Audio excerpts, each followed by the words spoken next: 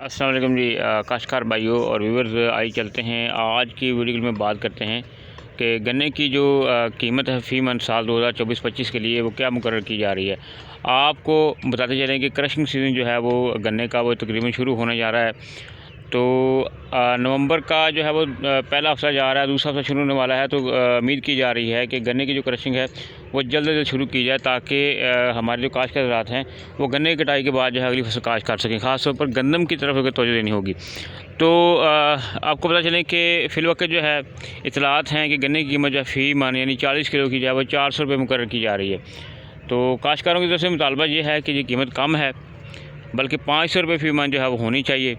तो पहले ही काश्तकारों के काफ़ी अखराजात हुए हैं। गंदम बहरान की वजह से जो है वो गंदम भी कम काश्त हो रही है, दीगर फसलें काश्तकार जो है वो काश्त करने जा रहा है। तो अगर इस तरह से हुआ तो काश्तकार जो है वो आगे जो है फिर गंदम मज़ीद जो है हो सकता है वो कम काश्त करे, लिहाजा ये भी एक बहरान की सूरत बन सकता है। तो काश्तकारों का ये मुतालबा है कि कीमत जो है 400 रुपये की बजाय 500 रुपये फ़ी मन जो है वो रखी जाए।